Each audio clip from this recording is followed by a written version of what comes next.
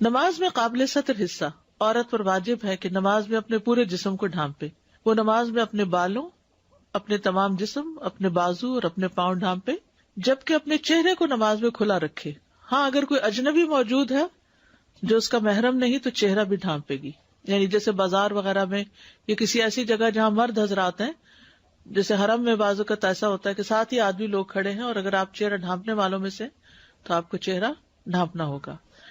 پاؤں چھپانا، ابھی جو پاؤں چھپانے والا مسئلہ ہے نا، یہ بھی بہت لوگوں کے اندر ایک کنفیوژن اور وہ ہے. ابن عمر رضی اللہ عنہما کہتے ہیں کہ رسول اللہ صلی اللہ علیہ وسلم نے فرمایا، جو شخص تکبر سے اپنا کپڑا گھسیٹے گا اللہ قیامت کے دن اس کی طرف نہیں دیکھے گا. ام سلمہ نے کہا، عورتیں اپنے دامنوں کو کیا کریں، ان کے تو کپڑے لٹک رہے ہوتے ہیں. یعنی گھسیٹے گا سے مراد کیا ہے؟ کپڑا جو زمین سے بھی نیچے جا رہا ہو. آپ نے فرمایا ایک بالش لٹکا لیں، یعنی تو اس کو تھوڑا کم کر لیں. انہوں نے کہا تب تو ان کے قدم کھل جائیں گے، پاؤں ہی ننگے ہو جائیں گے. آپ نے فرمایا تو ایک بازو لٹکا لیں، یعنی پھر تھوڑا سا اور بڑھا لیں تاکہ پاؤں ڈھک جائیں، اور اس سے زیادہ نہ لٹکائیں. یعنی اتنا نہیں کہ وہ پیچھے ٹریل آ رہی ہے اور پوری نمائش کی جا رہی ہے، وہ بھی ایک دکھاوا اور اسراف ہی ہے. عام طور پر جو ایک رواج چل پڑا نا دلہن کو اتنا لمبا پیچھے سے کپڑا ایکسٹرا لٹکانے کا، تو یہ بھی ناپسندیدہ ہے. اب آپ دیکھیے کہ یہ جو ہے نا نماز میں پاؤں ڈھانپنے والی بات، اس میں ٹخنوں کو ڈھانپنا لازم ہے. ٹخنے ننگے ہوں کہ ٹخنوں سے مراد اینکل ہے، کچھ اور نہ سمجھے، گھٹنے نہ سمجھے، کیونکہ بعض اوقات ہم ان دو میں کنفیوژن کرتے. اینکلز کو کورڈ ہونا ہر صورت میں ضروری ہے. مشکل یہ ہے کہ ہماری تو شلواریں بھی اونچی چڑھ جاتی تھی نماز پڑھتے ہوئے، اور اب تو جو پجامے آ گئے ہیں اس کی وجہ سے ٹخنے ڈھانپنا ناممکن ہو گیا، وہ چڑھ جاتے ہیں. تھوڑی سی بھی بلکی ہو عورت، اور پھر آپ دیکھیے کہ عورتوں کے ساتھ پریگنینسی بھی ہے، بچے کو دودھ پلانا بھی ہے، موٹاپا بھی ہے. مردوں کی نسبت عورتیں زیادہ اس طرف مائل ہوتی ہیں، اور اس میں نماز تو کہیں بھی آ جاتی. کبھی انسان اپنے گھر ہے، کبھی کلینک پہ ہے، کبھی کہیں باہر ہے. تو ایسا کپڑا پہننے سے پرہیز کیجئے کہ جس میں نماز نہ ہوتی ہو، ٹھیک ہے نا، جو سطر نہ ڈھانپتا ہو. تو نماز میں آپ کے ٹخنے لازم ڈھکے ہونے چاہیے. ہاں اگر جیسے آپ نے لمبا پہنا، کھڑے ہیں جلباب پہن کے، جلباب پاؤں تک ہے، پاؤں بھی ڈھکے ہوئے ہیں، لیکن جب آپ رکوع میں جاتے ہیں تھوڑا بہت اگر ہیل پیچھے سے ہلکی سی نظر آ گئی تو خیر، لیکن اگر ٹخنے ننگے ہو گئے تو نماز باطل ہو گئی. ہاں اگر آگے پنجوں سے تھوڑا بہت کپڑا آگے پیچھے ہو جاتا ہے تو خیر ہے، کوئی ایسی بات نہیں ہے. کیونکہ اگر آپ جرابے بھی پہنتے ہیں تو بھی تو شیپ نظر آ رہی ہے نا، تو ساتر تو نہیں ہے. اور ایک اور روایت میں آتا ہے کہ جیسے نبی صلی اللہ علیہ وسلم نے فرمایا کہ اس زمانے میں ہر شخص کے پاس دو کپڑے نہیں تھے.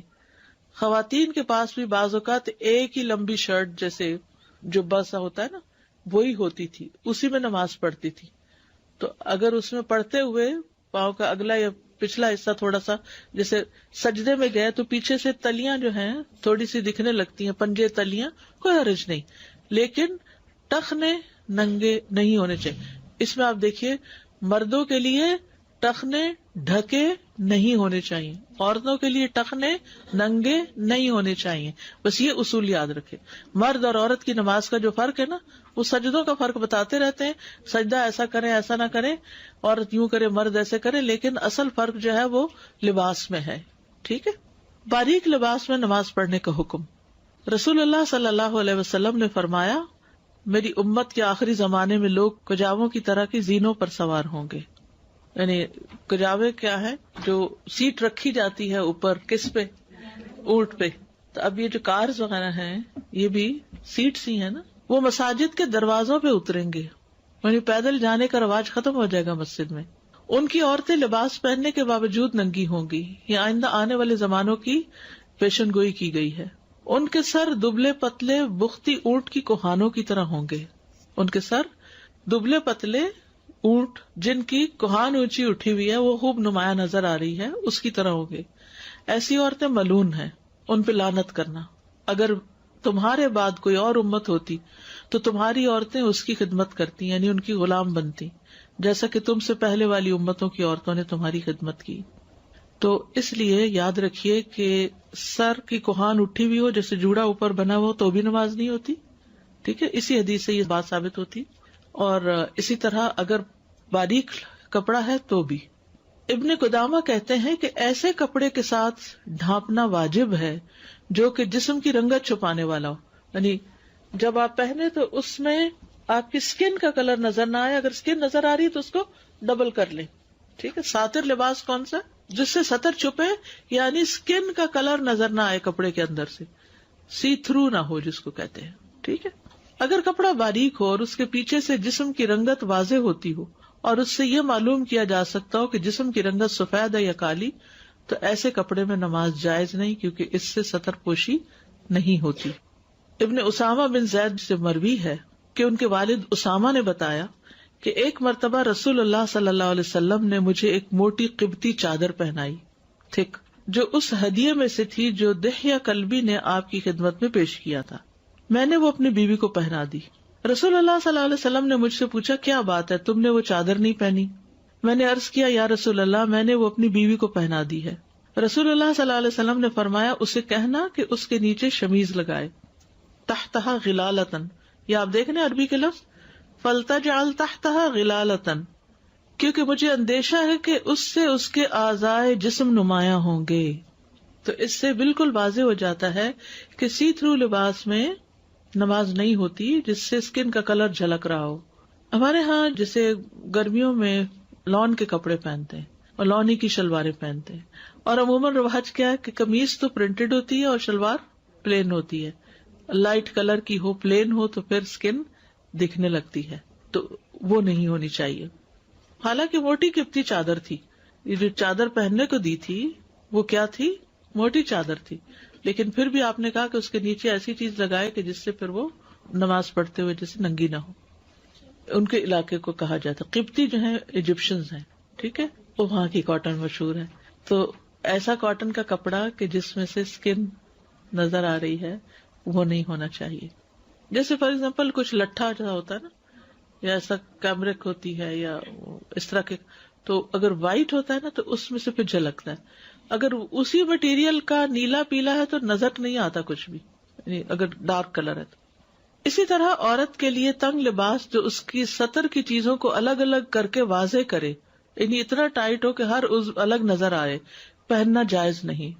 یعنی نماز میں پھر ٹائٹ پینٹس اور اسکن ٹائٹ پجاماز وہ پہن کے، اور بعض اوقات آپ نے دیکھا ہوگا مسجد میں کبھی کبھی ایسا سین نظر آتا ہے کہ اوپر گاؤن یا کوئی چیز نہیں ہوتی ہے، دوپٹہ لمبا نہیں ہوتا، تو جب رکوع کرتے ہیں تو پیٹھ پوری نظر آ رہی ہوتی ہے، جب سجدے میں جاتے ہیں تو اور بھی زیادہ ہر چیز الگ الگ نظر آنے لگتی ہے.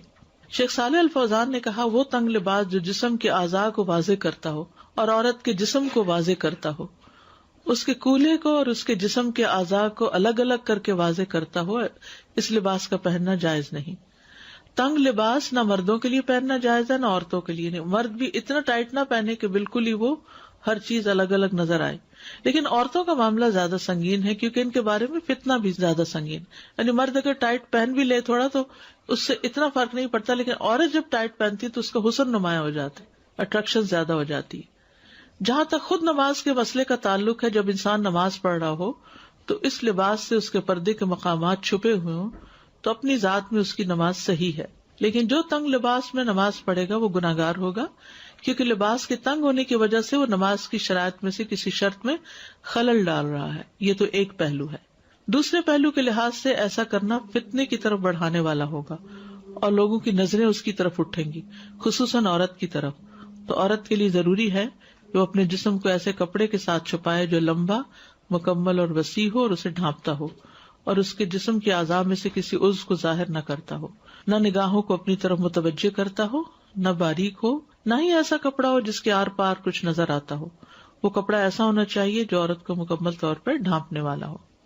ٹھیک ہے، تو اگر یہ کپڑا ڈھانپ نہیں رہا جسم کو تو نماز نہیں ہوگی. یہ شرائط میں سے ہے.